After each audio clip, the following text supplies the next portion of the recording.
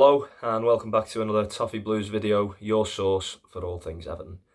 My name's Louis, player ratings as per usual this week, coming off the back of what is arguably, certainly in my lifetime, the most embarrassing collapse from an Everton team that we've seen at Goodison Park on a day where for 87 minutes we were by far the better team, played Bournemouth off the park, didn't look like conceding at all, didn't give them a sniff, and then lo and behold, the usual happens, and we can't even be shocked, really, given our track record. But after so much criticism from the first two games, it was the perfect response to start with for 85 minutes from Dyche as well. For all his criticisms that he gets about his style of play, there was none of that. We had footballers on the pitch and we were playing nice football, as shown with the second goal. And then something so uncharacteristically for Dyche, ridiculous substitutions. Usually people tend to complain that he doesn't make enough. There was zero reason for him to make any, except for the lads who were tiring, and for whatever reason he took off Everton's best player on the day, in my opinion, in Dye, and probably Everton's most important player at the time in terms of holding up the play in Calvert-Lewin. So unfortunately for Dyche, he's put himself back under huge amounts of pressure now, and he's lost a large portion of the fan base as well, who were already on his back. As I say, in my opinion, I wouldn't sack him, but it was a very rare decision from him. And I think ultimately, as much as the players collapsed and more leadership needed to be shown, and there was some poor errors in there, the main reason why what happened for me was down to what was going on the sideline. So it's one that he's going to have to deal with, and he's got 2 weeks to put it right before we have another tough game against Aston Villa, and hopefully he can get this disastrous season off to a better start. But for the player ratings anyway, difficult to do today, given the fact that obviously for 85 minutes every single player was above a 7 out of 10, and then the last 10 minutes they were all below a 5. So I've done my best with it. As I say, I'm sure there'll be people who agree, disagree, let us know your thoughts, but this is what I thought anyway. So we'll start with the goalie, Jordan Pickford. I thought his distribution was a bit ropey in the first half. He looked like he was carrying a knock to me. And then towards the end of the game, don't think there's anything he could have done about the goals. Brave as ever, spreading himself, and unfortunately he was left exposed. In the meantime, between that, at 2-0 he made a big save, and then at 2-1 he made another, and then at 2-2 he made another 2, and then they still scored. So there was a stat, I think, where they scored in the last 10 minutes. They actually had 6 shots on target, so he was needed then as well. Which, given his afternoon beforehand, you'd have thought that he could have pulled up a sunbed and had nothing to do. So unfortunately, as I say, he was a part of the defence that led in the 3, but I don't think he was to blame. So he gets a 6.5 for me, because some good saves that should have helped us get a result, and shouldn't have been needed to have been made.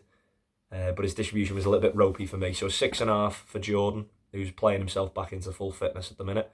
Seamus next, 6 for me. I thought he was left deeply exposed towards the end by, through no fault of the winger zones, through tiredness. Bournemouth, you could see, were queuing up down both flanks, hence the 2 goals. And unfortunately for Seamus, obviously then he's a part of it. I wouldn't really blame him for any of them, to be fair. I think the lad had the run on him for the second, that come from the midfield. The first one as well, he's left exposed 2v1. And then the third one is yes, he's let the cross in a little bit too easy.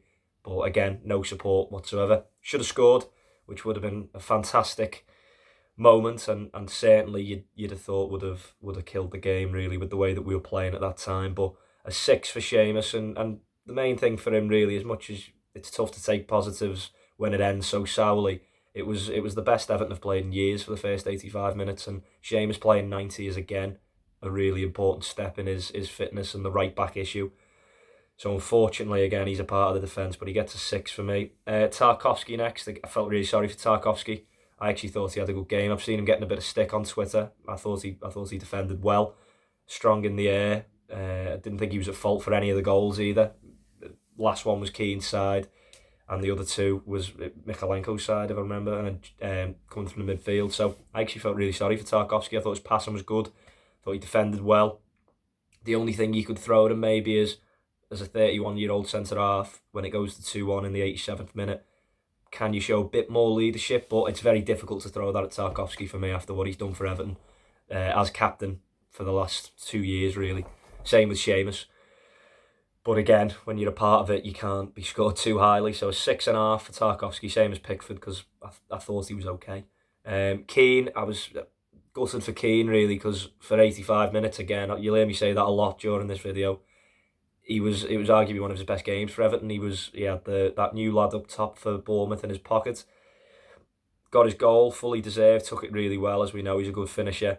And then the third goal, even the first and second one, I didn't think he was to blame, and then the third one, it's his man, and it's frustrating because again, when the pressure's on, it just seems it's always Keane, and you're coming away from a game where you'd have won 2-0, and he'd have had loads of praise, something that he doesn't get too often really, and sometimes he should, and then he's a part of the defence that have threw it away again. So a 6 for me for Keane on a day where it should have been an 8 really, and in the end, obviously, what happened. Mykolenko, I thought was probably the one who had the toughest afternoon.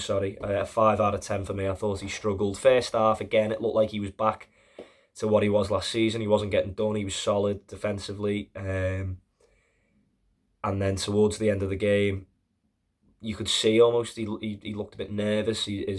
We know he's not great on the ball, but his passing range had gone. He was giving it away cheaply. He wasn't strong in 1v1 scenarios, and obviously lost his man for the first goal. And then the second one, I'm trying to erase it from my memory, sorry. So again, but I just thought he had a difficult afternoon, really. I didn't think it was his best day, but on a day where, again, it looked like it was going to be. So a 5 for Mykolenko in the end. On to the brighter spots anyway. Tim Irobenham, 7.5.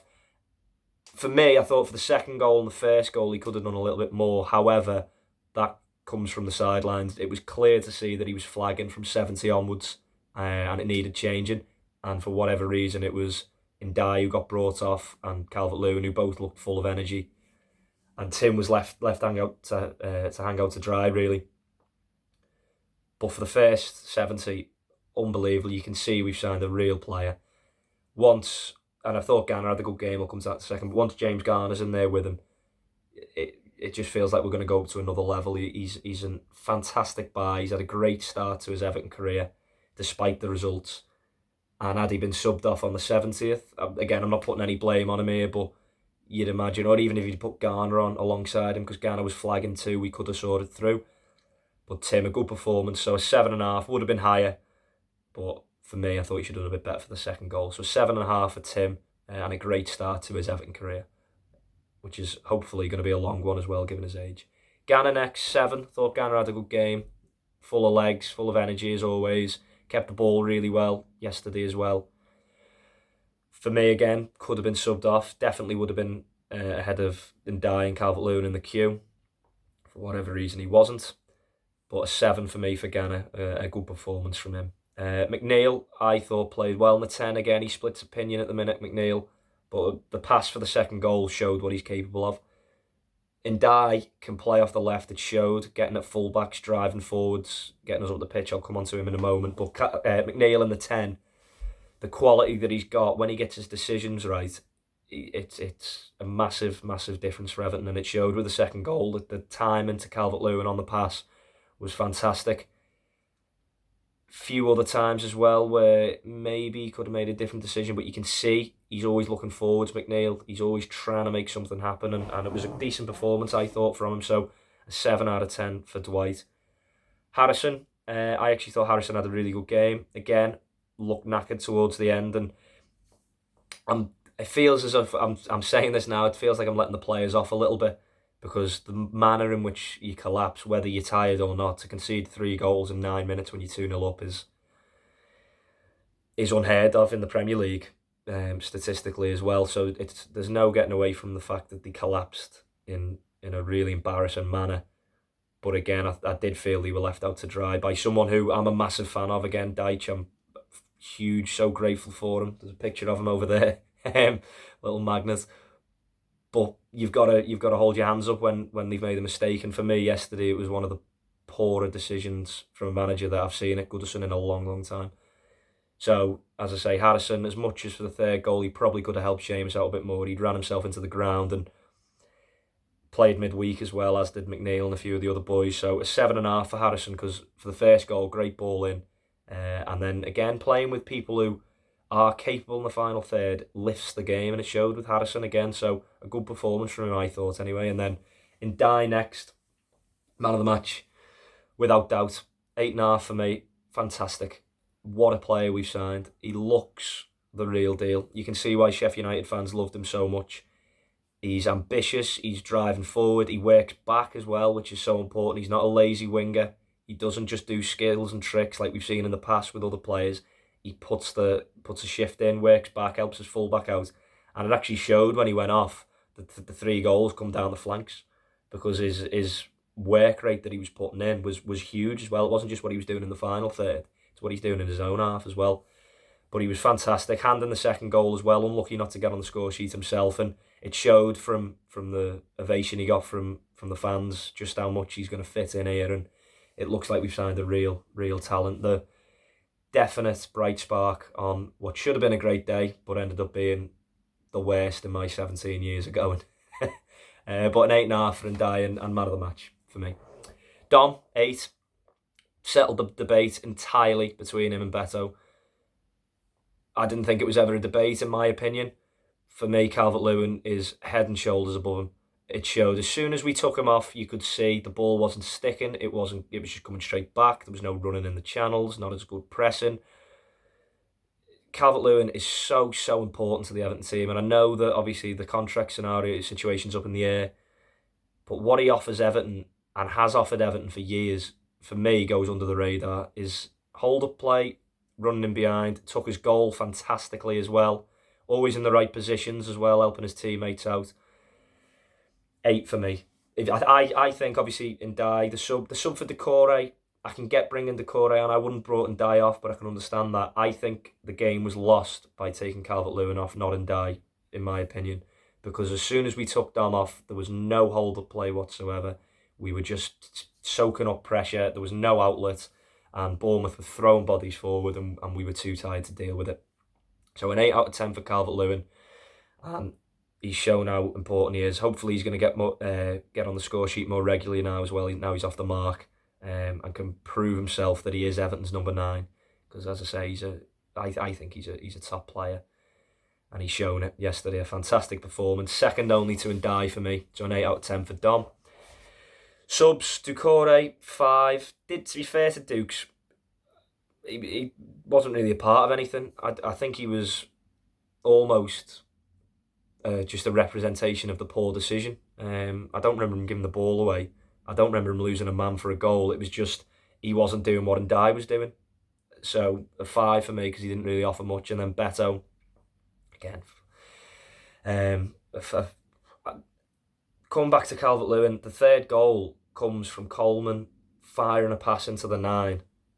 And if you look at our first goal, Harrison hits an area, Calvert-Lewin gets his body in the way and drops to Keane. If it didn't drop to Keane, Calvert-Lewin was still there. For their third goal, Seamus plays a ball into his number 9, and their centre-half steps in with ease, and they break away and score. That doesn't happen with Calvert-Lewin. So, again, I don't want to feel like I'm digging Beto out, and I was a little bit at the game, and I shouldn't have said some of the stuff I said, but obviously in the moment you get more worked up about things. But Calvert-Lewin, for me, he has to start. He has to start, and when Schmitty's back, he's got to start, and when Brozier's back, he has to too. I can never question the work rate from Beto, but he's just not my cup of tea. So a 4 out of 10 for me for his cameo at the end. However, again, without putting it all on Beto, it comes down to the collapse from the players in terms of lack of leadership towards the end, lack of accountability, and the manager for his decision-making, which isn't something I've said regularly during the Dyche era. I've been a massive fan of him, as I say. I'll get it out one day when we win. But he's got to take responsibility for yesterday, because it just simply was not good enough. 2-0 up, 87 minutes, cruising, and an under 10 could have seen that we needed to leaving Dion, leave Calvert-Lewin on, and put James Garner, Jake O'Brien, two players there who, one, O'Brien, obviously you're shutting up shop, you're defending the box well. I doubt that they'd have scored 2 headers in added time if O'Brien was on the pitch, despite the midfield runners. And James Garner can pass a ball, can keep hold of the football, and make up for Tim's lack of energy towards the end. But in the end, typical Everton really, in what should have been a great afternoon in the sun at Goodison, ended up being a horrendous day. And one that I'm sure it's certainly still affecting me the day after. I'm sure it's affecting basically everyone who's listening to this. We've now got to deal with that for the next 2 weeks. Hopefully the players can come back and put it right and go again against Villa. But the Goodison form, it really, especially in this last season, a mate of mine, it was his last game yesterday at Goodison, and there's going to be games like that this season. There was people it was at Brighton, as I say, people yesterday that will have been their last experience at Goodison Park, and for the players to collapse and for the subs to be made at the time they were, taints that experience. So it needs sorting and quickly at home, because the fans deserve their ground to have the best send-off possible. So hopefully we can take what was a fantastic first 85-minute performance into Villa and into the season and turn things around. Up the toffees. Thanks for listening. One day I'll do these when we've won. Take care.